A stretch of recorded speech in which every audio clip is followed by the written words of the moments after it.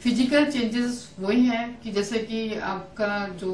Menstrual irregularities है, vaginal atrophy है, skin में भी चेंजेस होते हैं और कुछ जो कॉम्प्लिकेशन जो एस्ट्रोजन हार्मोन प्रोटेक्ट करता है वो प्रोटेक्ट नहीं कर रहा, तो उसकी वजह से भी कुछ कुछ प्रॉब्लम्स होती हैं। जैसे कि जो बोन से जो है वो कैल्शियम ड्रेन आउट होता है तो बोन भी वीक होती है, तो चलने में उठने में ये सब प्रॉब्लम, मसल्स में क्रैम्प्स का आना, ये सब चीजें होती हैं। और कार्डियोवैस्कुलर को जो प्रोटेक्ट करता है एस्ट्रोजन हार्मोन वो नहीं प्रोटेक्ट करता, तो ये सब हाइपरटेंशन का होना और ये जो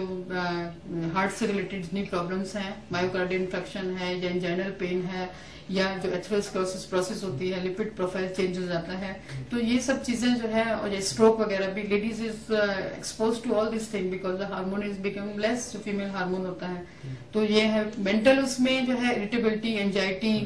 एंड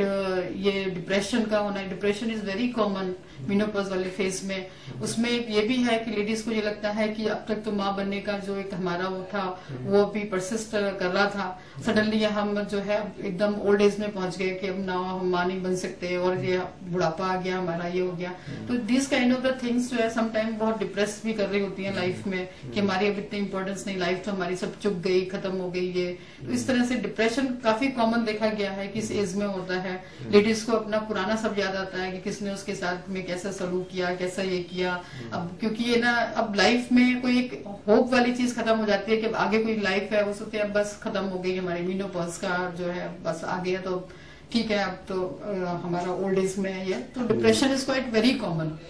और लॉस ऑफ लिबिडो कहते हैं, एक्चुअली जो सेक्स का जो प्रॉब्लम है वो ये है कि बहुत सी लोगों को लगता है कि मेनोपॉज आ गया, वेजाइनल एट्रोफी भी होती है, उसकी वजह से भी जो है सेक्सुअल रिलेशन जो है पेनफुल होता है। लेकिन कुछ लोगों का जो सेक्स का जो है वो मेंटल से जुड़ा हुआ मानते हैं सेक्स को जो है। तो उसमें अगर लेडी का जो कॉन्सेप्ट मेनोपॉज है, मेनोपॉज क्लिनिक इसलिए हम लोग ऑर्गेनाइज करते हैं कि जिसमें आपको अवेयरनेस हो कि व्हाट इज मेनोपॉज और मेनोपॉज में कैसे अपने आप को फिट रखते हैं, क्या है। तो जो मेंटली आपको जो फीलिंग होती है कि you are no more old age और आप अपने आप को हेल्थ एंड हार्टी रख सकते हैं, तो उसमें आपको सेक्सुअली भी you are very happy and you make your relationship your husband in a very good nice way.